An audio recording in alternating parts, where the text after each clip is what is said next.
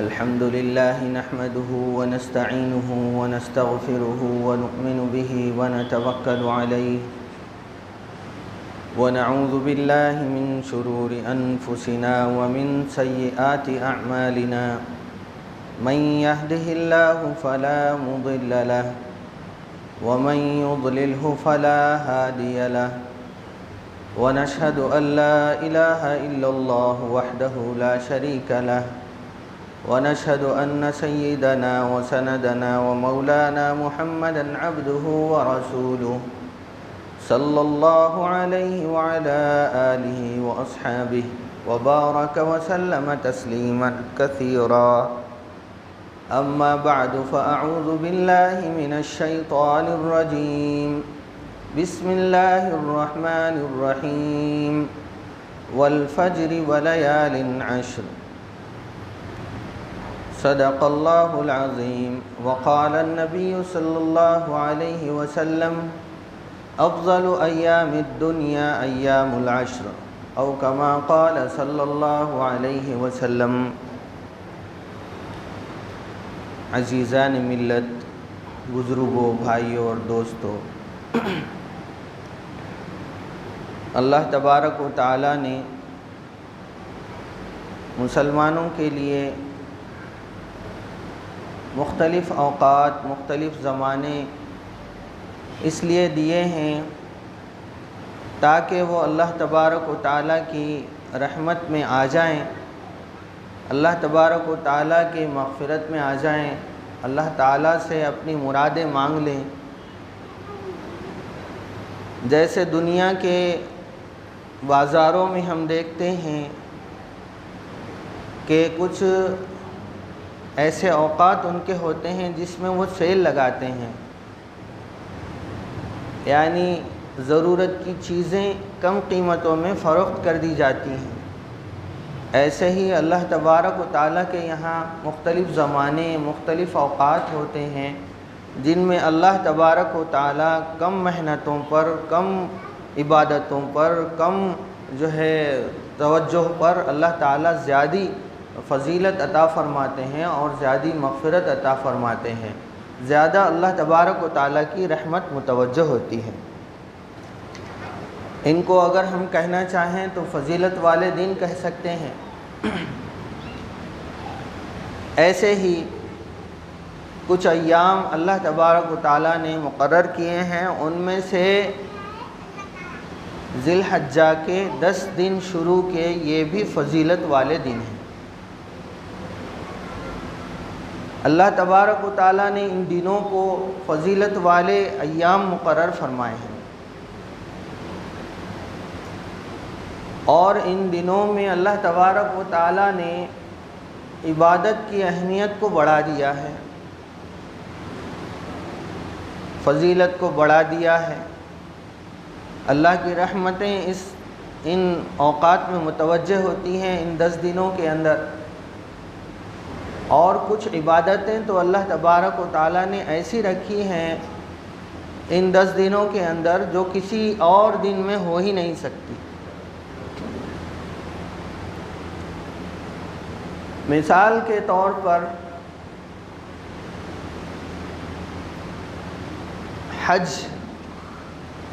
حج کی جو عبادت ہے بڑی فضیلت والی عبادت ہے۔ حج کا ایک ایک رکن، ایک ایک عمل اللہ کے یہاں بڑا محبوب ہے،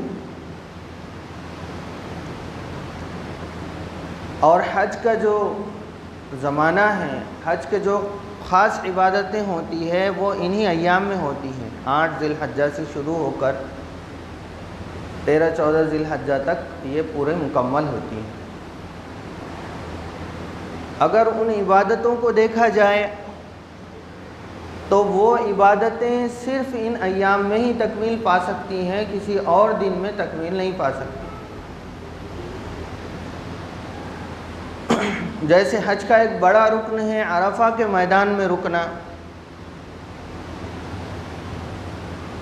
عرفہ کے میدان میں ایک دن رکنا یہ بہت بڑی عبادت ہے، اور اللہ تبارک و تعالیٰ اس دن بے شمار لوگوں کی مغفرت فرما دیتے ہیں۔ تو چونکہ یہ حج کا رکن ہے اور لوگ وہاں جا کر رکتے ہیں اور اس کی فضیلت بھی بڑی ہے، اور اگر نہ رکیں تو حج ہی مکمل نہیں ہوتا، حج کو اعادہ کرنا پڑتا ہے۔ لیکن اگر کوئی شخص یہ چاہے کہ میں وقوف عرفہ جو ہے، عرفہ کے میدان میں رکنا، یہ کسی اور دن میں کرنا چاہوں، تو سال بھر اگر جا کے وہاں بھی رک جائے تو اس کا حج نہیں ہوتا۔ اسی طریقے سے جمرات کو رمی کرنا ہے، شیطان کو کنکریاں مارنا، جن کو ہم اگر ترجمانی زبان میں کہیں تو جو جمرات ہیں وہ سال بھر وہیں پہ کھڑے رہتے ہیں، وہیں پر ان کا مقام ہے، وہیں پر بنا دیا گیا ہے، اور وہ کنکریاں مارنے کا عمل انہی ایام میں مکمل ہو سکتا ہے۔ دوسرے ایام میں اگر کوئی جا کر سال بھر بھی کنکریاں مارے تو وہ حج کا رکن، حج کا عمل شمار نہیں ہوگا۔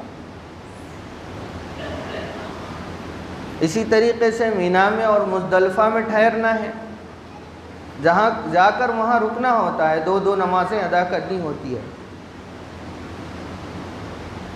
تو اگر وہ دوسرے ایام میں کرنا چاہیں تو نہیں ہو سکتا۔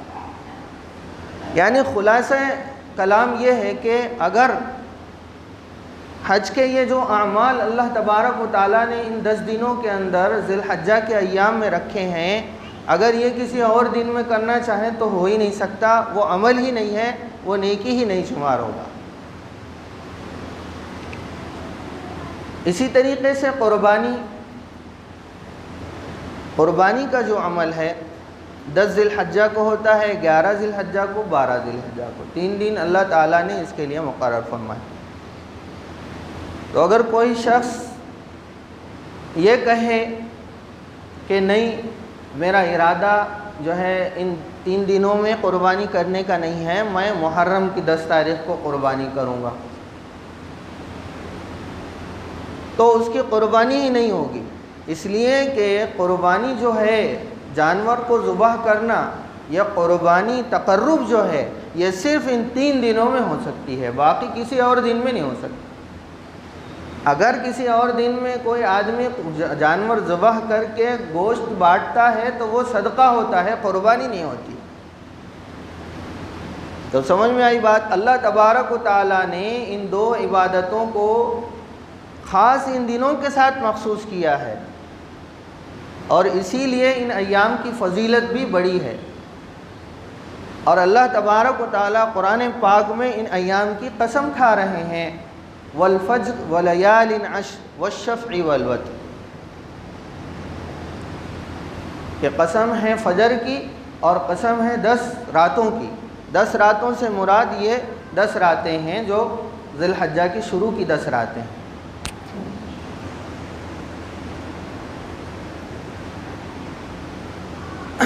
جب ان ایام کی فضیلت اتنی بڑی ہے اور اتنا زیادہ اس کا اہتمام ہے، تو ضرور ان کے اندر کچھ نہ کچھ کرنے کے اعمال ہوں گے۔ تو وہ کیا عمل ہے جو ایک عام آدمی ان ایام میں کر سکے، اس میں اس کا اہتمام رکھے، ان ایام میں اس کی طرف توجہ اور دھیان رہے؟ تو عرض گزارش یہ ہے کہ اللہ تبارک و تعالیٰ نے جو عام مسلمانوں کے تعلق سے احکامات نازل فرمائے ہیں، وہ اللہ کے نبی صلی اللہ علیہ وسلم نے ہمیں سکھائے اور بتلائے کہ ان ایام میں کیا کرنا چاہیے، کیسے اللہ کی طرف متوجہ ہوں اور کیسے اللہ کی رحمتوں کی بارشوں میں ہم بھی پناہ گزین ہوں۔ تو اللہ تبارک تعالیٰ نے جو ان ایام کی فضیلت عطا فرمائی، حضور صلی اللہ علیہ وسلم نے فرمایا کہ دنیا میں کوئی اور دن ایسے نہیں ہیں جو عشرہ ذی الحجہ کے 10 دن ہیں، یہ 10 دن اللہ کے یہاں اتنے محبوب ہے کہ کوئی اور دن محبوب ہے ہی نہیں۔ بعض احادیث میں آیا ہے کہ ان ایام میں روزے رکھنا رمضان کی فضیلت کے بعد سب سے بڑی فضیلت ان ایام میں روزے رکھنے کی ہے۔ فرمایا کہ ایک روزہ رکھے گا آدمی، ایک دن روزہ رکھے گا تو اللہ تعالیٰ اس کو 1 سال کے برابر ثواب عطا فرماتے ہیں، اور اگر عرفہ کے دن روزہ رکھتا ہے تو اللہ تعالیٰ 2 سال کے روزوں کا ثواب اس کو عطا فرماتے ہیں۔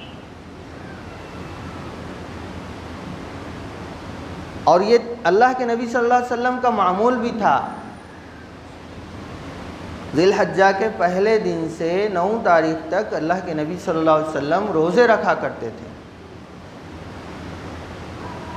1 تاریخ سے 8 تاریخ تک اگر کوئی روزہ رکھتا ہے تو 1 سال کا ثواب اللہ تعالیٰ عطا فرماتے ہیں، اور 9 تاریخ کو بھی روزہ رکھتا ہے جس کو یوم عرفہ کہتے ہیں تو 2 سال کا ثواب اللہ تعالیٰ عطا فرماتے ہیں، ایک وہ سال جو پچھلے گزر گیا اور ایک وہ سال جو آئندہ آنے والا ہے۔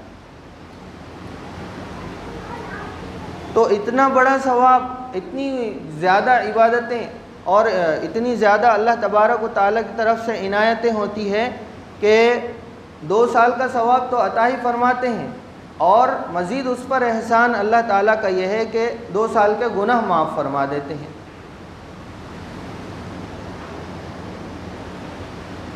گناہ سے مراد کبیرہ گناہ نہیں ہے، گناہ سے مراد صغیرہ گناہ ہے۔ انسان صغیرہ گناہوں میں بار بار پڑ جاتا ہے، کبیرہ گناہ بھی اس سے ہو جاتے ہیں، اور کچھ گناہ ایسے ہیں جو حقوق العباد سے متعلق ہوتے ہیں۔ تو یہاں پر جو یہ فضیلت آئی ہے کہ 2 سال کے گناہ اللہ تعالیٰ معاف فرما دیں گے، یا جہاں بھی اس طرح کی فضیلتیں آتی ہے کسی عبادت پر کہ اللہ تعالیٰ اس سے، جیسے جمعہ کے دن اگر کوئی بندہ پہلے آ جاتا ہے اور اپنی جگہ بیٹھ جاتا ہے اور جو ہے متوجہ ہو کر بات سنتا ہے، امام کا خطبہ سنتا ہے، نماز پڑھتا ہے، کسی کو تکلیف نہیں پہنچاتا اور کوئی گالی گلوچ، کوئی برائی نہیں کرتا، اور خوب اہتمام کے ساتھ نماز ادا کر کے پھر جاتا ہے، تو حدیث پاک میں آیا ہے کہ 1 ہفتے کا گناہ اس کے معاف ہو جاتے ہیں۔ تو مراد اس سے کیا ہے؟ جہاں بھی اس طرح کی فضیلت آتی ہے کہ گناہ معاف ہو جاتے ہیں، اس سے مراد صغیرہ گناہ ہے۔ اور رہی بات کبیرہ گناہ کی، تو کبیرہ گناہ کے معاملے میں اللہ تبارک و تعالیٰ نے ایک قانون بنایا ہے کہ جب تک توبہ نہیں کریں گے اللہ تعالیٰ معاف نہیں فرمائیں گے۔ ہر چیز کا ایک قاعدہ ہوتا ہے، ایک اصول ہوتا ہے، ایک طریقہ ہوتا ہے۔ تو کبیرہ گناہ کے معاملے میں اللہ کا یہ طریقہ ہے کہ کبیرہ گناہ بغیر توبہ کے اللہ تعالیٰ معاف نہیں فرماتے۔ اسی طریقے سے یہ جو معاف فرمانے کا معاملہ ہے یہ حقوق اللہ سے متعلق ہے، جو اللہ کے حقوق ہیں ان سے متعلق ہے۔ رہی بات حقوق العباد کی، یعنی کسی انسان کا حق مار لیا، کسی کے ساتھ جو ہے برائی کر دی، کسی کو تکلیف پہنچائی، کسی کے ساتھ اچھا معاملہ نہیں کیا، کسی کے سلام کا جواب نہیں دیا، یہ ساری چیزیں جو ہے یہ حقوق العباد سے متعلق ہیں۔ تو حقوق العباد کے معاملے میں اللہ تعالیٰ کا حکم یہ ہے کہ جب تک صاحب معاملہ سے اس معاملے کو حل نہ کر لیں اللہ تعالیٰ اس وقت تک اس کو معاف نہیں کرتا۔ جس کا معاملہ ہے، جو صاحب معاملہ ہے، جس کا حق کھایا ہے یا جس کے حق میں کوتاہی کی ہے اور سامنے والے کو اس کا برا لگا ہے، تو اس صاحب معاملہ سے اپنا معاملہ درست کرا لے تو اللہ تعالیٰ بھی اس گناہ کو معاف فرما دیتے ہیں۔ تو یہ اصول ہے گناہ معاف ہونے کا کہ گناہ کیسے معاف ہوتے ہیں۔ نیکیاں جو ہیں ان الحسنات یذہبن السیئات، بے شک نیکیاں گناہوں کو معاف کر دیتی ہیں، لیکن یہاں کنڈیشن ہے۔ کیسی کنڈیشن؟ کہ وہ کبیرہ گناہ نہ ہو۔ کبیرہ گناہ ہے تو پھر توبہ بھی کرنا پڑے گا، اور وہ گناہ حقوق اللہ سے متعلق ہوں تو معاف ہو جائیں گے، حقوق العباد سے متعلق ہیں تو وہ گناہ معاف نہیں ہوں گے، صاحب معاملہ سے اس کی معافی تلافی کرانا پڑے گی۔ یہ کنڈیشن ہے یہاں پر۔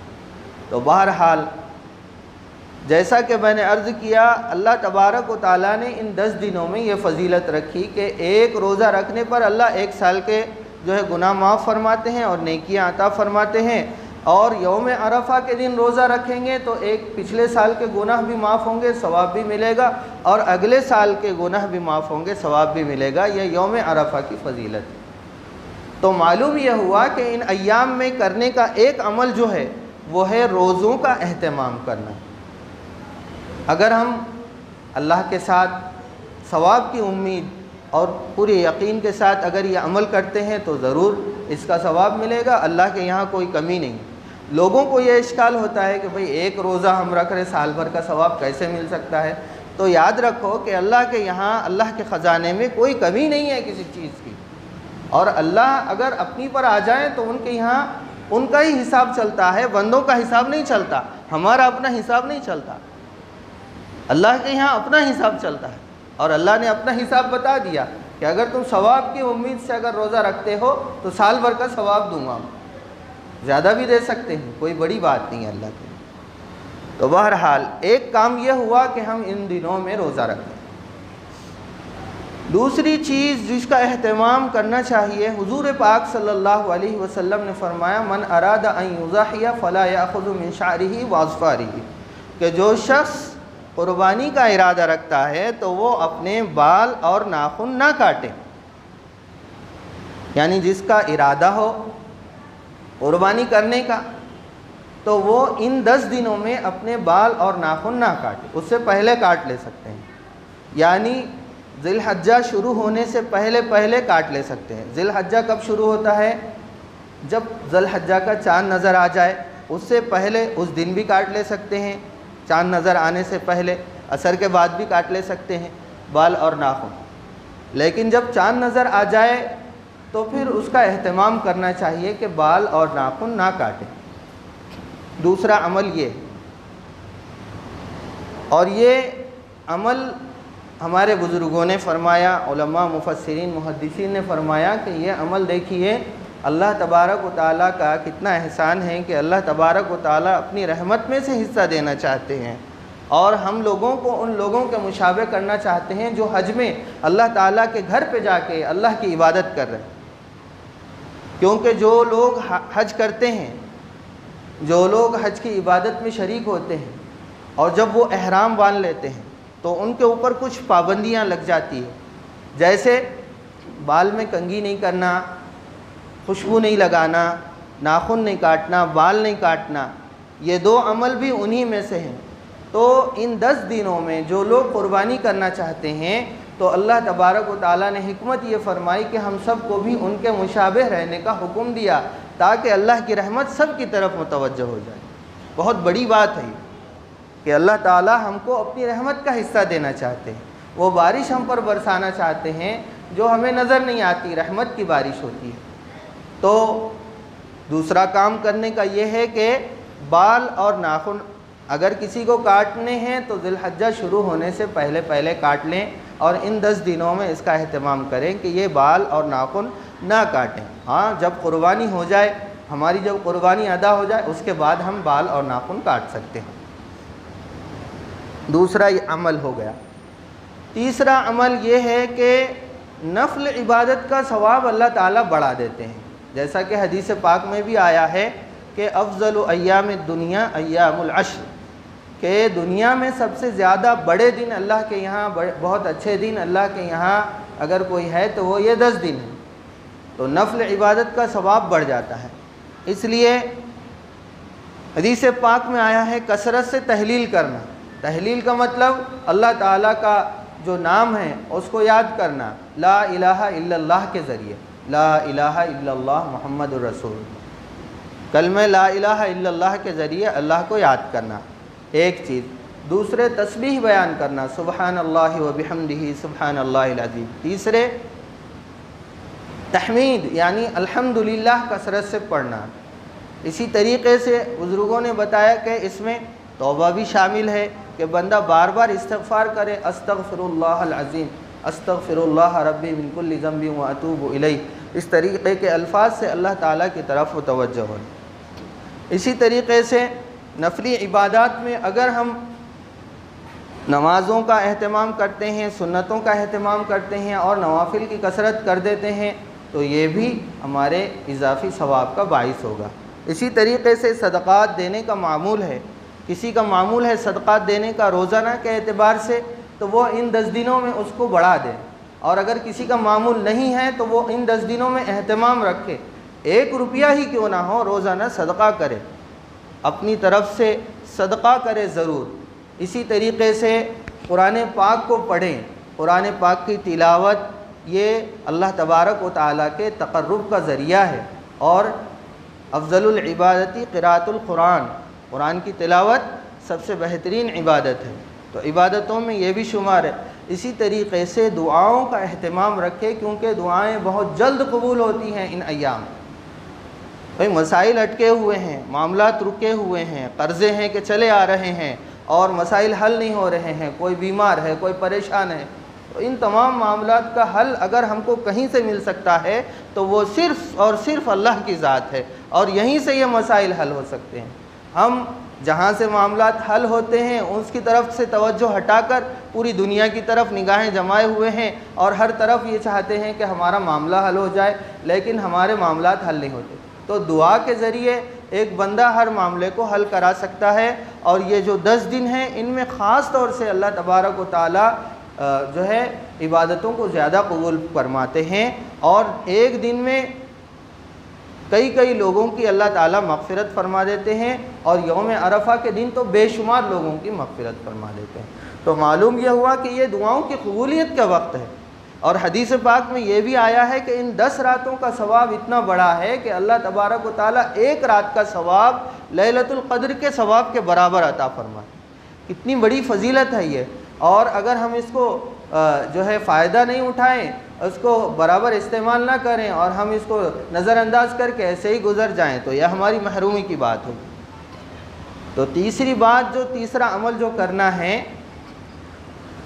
ان دنوں میں، وہ یہ ہے کہ عبادتیں نفلی بڑھا دیں، صدقات بڑھا دیں، نمازوں کا اہتمام بڑھا دیں، قرآن کی تلاوت کا اہتمام بڑھا دیں، صدقات کو بڑھا دیں، دعاؤں کو کثرت سے اللہ تعالیٰ سے زیادہ مانگیں۔ دعائیں ہم مانگتے ہیں لیکن ان دنوں میں زیادہ مانگیں، کیونکہ اللہ تعالیٰ ان دنوں میں دینے کے لیے تیار ہے۔ تو زیادہ مانگے، اور زیادہ کثرت سے مانگے، اپنے لیے بھی مانگے اور پوری امت مسلمہ کے لیے بھی مانگے۔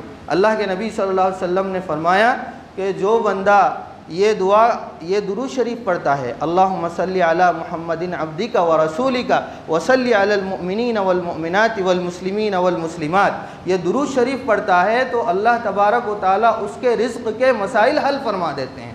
ہمارے رزق کے مسائل بے شمار ہیں۔ امت مسلمہ کے یہاں آج معاشی مسئلہ ایک بڑا شیطان بن کے کھڑا ہو گیا ہے، ایک بڑا جو ہے زہریلا اژدھا بن کے کھڑا ہو گیا ہے۔ ہر کسی کو دیکھو معاش کے سلسلے میں پریشانی ہے، کچھ نہ کچھ اٹکاؤ ہے، کچھ نہ کچھ رکاؤ ہے، نوجوان بچوں کی نوکریاں رکی ہوئی ہے، یہ بہت بڑے مسائل ہیں۔